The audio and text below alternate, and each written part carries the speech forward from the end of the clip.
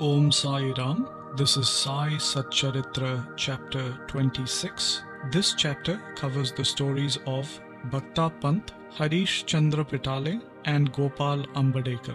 Preliminary, all the things that we see in the universe are nothing but Maya's games, the creative power of the Lord. These things do not really exist. What really exists is the real absolute. Just as we mistake a rope for a garland or a stick for a serpent in the darkness, we always see things as they outwardly appear and not as what underlies those visible things. It is only the Sadguru who opens the eyes of our understanding and enables us to see the things in their true light and not as they appear.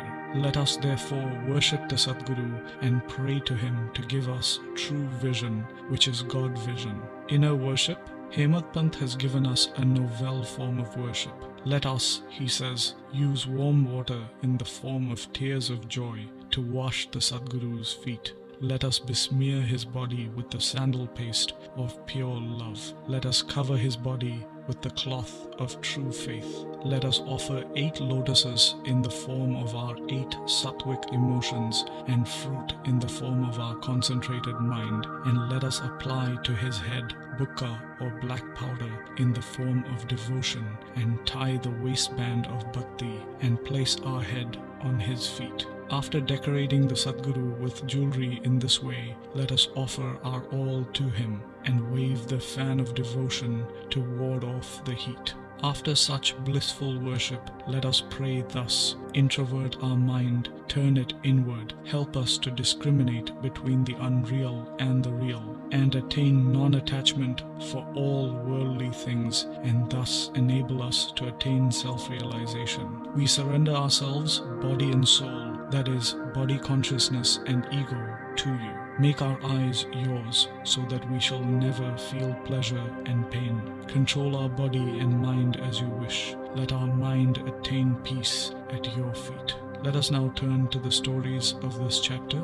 Bhakta Pant. Once it so happened that a devotee named Pant, a disciple of another Sadguru, had the good fortune of visiting Shirdi. He had no desire to go to Shirdi, but man proposes one way and God disposes the other. He was traveling in a train where he met many friends bound for Shirdi. They all asked him to accompany them and he could not refuse. They alighted at Bombay while Pant got down at Virar. There he asked his Sadguru for permission to go to Shirdi, and after arranging for the expenses, left with his friends for Shirdi. They all reached the place in the morning and went to the masjid at about 11 a.m. Upon seeing the concourse of devotees assembled for Baba's worship, they were all pleased. But Pant suddenly had a fit and fainted. They were all frightened, but they tried their best to bring him to his senses. With Baba's grace and with pitchers of water poured over his head, he regained his consciousness and sat upright, as if he had just been awakened from deep sleep. The omniscient Baba, knowing that he was a disciple of another Guru, assured him fearlessness and confirmed his faith in his own Guru by addressing him as follows: "Come what may, stick to your bolster, that is, your Guru, and always remain steady and in union with him." Pant at once knew the significance of this remark, and thus he was reminded of his Sadguru. He never forgot Baba's kindness in this regard. Harishchandra Pitale. There was a gentleman named Harishchandra Pitale who lived in Bombay. He had a son who suffered from epilepsy. He tried many allopathic and Ayurvedic doctors but was unable to cure his son's epilepsy. There remained only one remedy: resorting to the saints. It has been stated in chapter 15 that Dasganu, by his inimitable and splendid kirtans, that is, songs in praise of the Lord, spread Sai Baba's fame in the Bombay Presidency.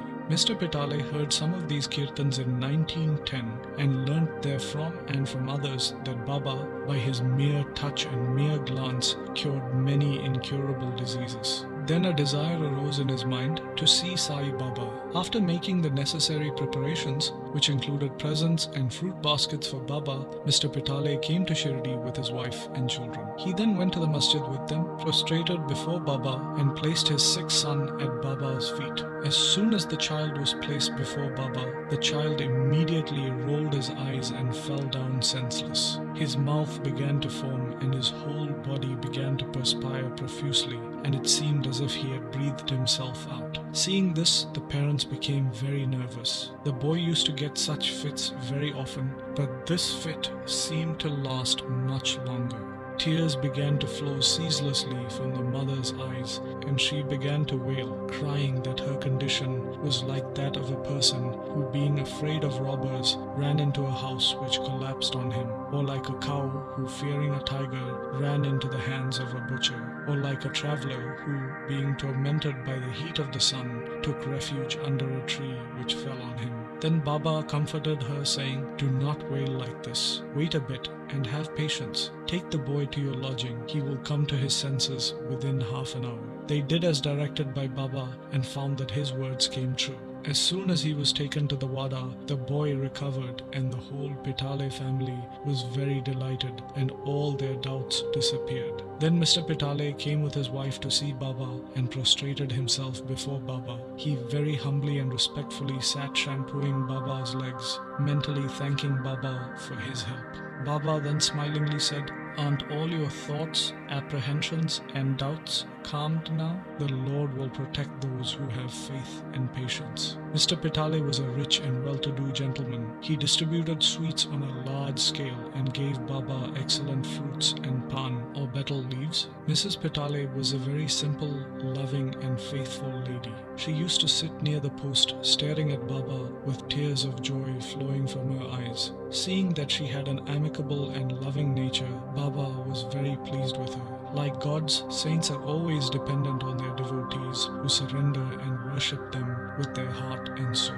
After spending a few happy days in Baba's company, the Pitale family came to the masjid to ask for Baba's leave. Baba gave them udi and blessings and called Mr. Pitale close and said to him, "Babu, I had given you 2 rupees a while back, and now I give you 3. Keep these in your shrine for worship, and you will be benefited." Mr. Pitale accepted these as prasad, prostrated himself again before Baba, and prayed for his blessings. He was puzzled by the fact that this was his first trip to Shirdi and could not understand what Baba meant when he said that he had given him 2 rupees previously. He was curious to have this mystery solved, but Baba never explained it. When Mr. Pitale returned to Bombay, he narrated to his old mother all that happened at Shirdi and the mystery about Baba giving him 2 rupees previously. The mother too did not understand the mystery initially, but upon thinking about it more seriously, she was reminded of an old incident which solved the mystery. She said to her son, "As you now went to Sai Baba with your son, so had your father. He took you to Akalkot for the darshana of the Maharaj many years ago. That Maharaj was also a Siddha, a perfect yogi, omniscient and liberal. Your father was pure and devout, and his worship was accepted. He then gave your father 2 rupees to keep in the shrine and worship. Your father worshipped them accordingly till his death. But thereafter the worship was neglected and the rupees were lost. After a few years, the memory of these 2 rupees also disappeared. And now, as you are very fortunate, the Akalkotkar Maharaj has appeared to you in the form of Sai Baba just to remind you of your duties and worship, and to ward off all dangers. Now beware henceforth, leave off all doubts and bad thoughts, follow the path of your ancestors, and behave well. Go on worshipping the family gods and the rupees, and take pride in the blessings of the saints. Sai Samartha has kindly revived the spirit of bhakti in you. Cultivate it to your benefit." Hearing his mother's remarks, Mr. Pitale was very delighted. He was convinced about Baba's all-pervasiveness and the significance of his darshan. From that time on, he became very careful about his behavior. Mr. Ambadekar. Mr. Gopal Narayan Ambadekar of Pune was Baba's devotee. He worked for 10 years in the Abkari department in the Thana district, from where he had to retire. He tried to get another job but did not succeed. He was overtaken by other calamities and his condition grew from bad to worse. He endured 7 years in this condition, visiting Shirdi every year and placing his grievances before Baba. In 1916, his situation got to its worst point and he decided to commit suicide in Shirdi. So he came there with his wife and had been living there for 2 months. One night, while sitting in a bullock cart in front of Dikshit's Wada, he decided to end his life by throwing himself into a nearby well. He proposed to do one thing, but Baba had other plans for him. Just a few paces from this place, there was a hotel whose proprietor was a man named Mr. Sagun. Just as Mr. Ambadekar was thinking about ending his life, Sagun approached Ambadekar with a book in hand and said, "Have you ever read about the Akalkot Maharaja's life?" Ambadekar took the book from Sagun and began to read it. Casually, or we may say providentially, he came across a story which was to this effect. During the lifetime of Akalkot Maharaj, a certain devotee suffered very much from an incurable disease. And when he could no longer endure the agony and pain, he became desperate and to end his miseries threw himself into a well one night. Immediately the Maharaj appeared and took him out with his own hands and advised him thus: "You must enjoy the fruit, good or bad, of your past actions. If the enjoyment is incomplete, suicide won't help you.